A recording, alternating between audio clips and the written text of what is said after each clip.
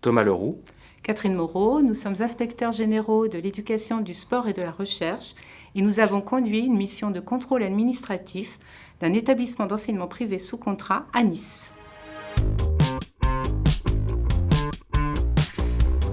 La Cour des comptes, dans un rapport public de juin 2023, puis la Commission des affaires culturelles et de l'éducation de l'Assemblée nationale ont relevé que le contrôle administratif des établissements d'enseignement privé sous contrat n'était mobilisé que ponctuellement lorsqu'un problème était signalé, alors que ces établissements bénéficient d'importants concours financiers de l'État et des collectivités territoriales. C'est ainsi que seulement 4 contrôles ont été effectués en 18 ans. L'une et l'autre ont proposé d'inclure à la programmation annuelle des travaux de l'inspection générale l'inspection systématique d'un ou 2 établissements d'enseignement privé sous contrat.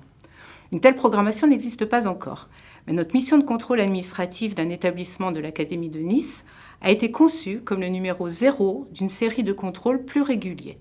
L'institution Sacerno a été choisie de manière concertée entre le cabinet de la ministre de l'Éducation nationale et la rectrice de l'Académie de Nice.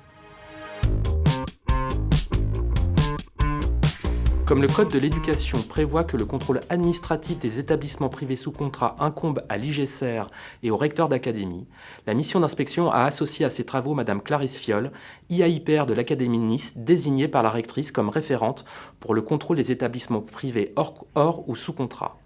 Nous avons coordonné nos travaux avec ceux de la DDFiP des Alpes-Maritimes, qui a été parallèlement chargée du contrôle budgétaire de l'établissement.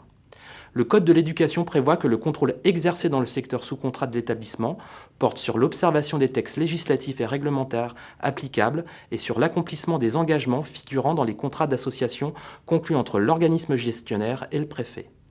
Nous avons donc vérifié que les stipulations de ces contrats relatives au nombre de divisions par niveau et aux contributions demandées aux familles étaient respectées, que les enseignements étaient dispensés selon les horaires et les programmes arrêtés par le ministre de l'Éducation nationale. Nous nous sommes également assurés que tous les enfants avaient accès à cet établissement, sans distinction d'origine, d'opinion ou de croyance, de l'adéquation du caractère propre de l'établissement au respect des valeurs de la République et, enfin, que les enseignements étaient donnés dans le respect total de la liberté de conscience des élèves, ce qui doit se traduire par le caractère facultatif et en dehors des heures d'enseignement de l'enseignement religieux. Pour procéder à ces vérifications, nous avons fait un important travail d'examen des informations détenues par le rectorat et des documents que le chef d'établissement nous a communiqués.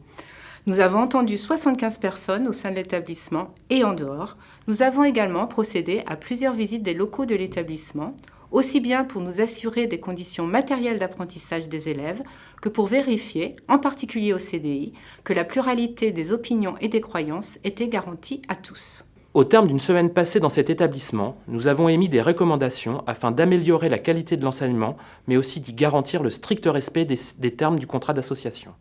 Cette mission nous permet surtout de confirmer l'intérêt de procéder à des contrôles réguliers des établissements d'enseignement privés sous contrat, indépendamment de situations de crise ou de graves dysfonctionnements signalés.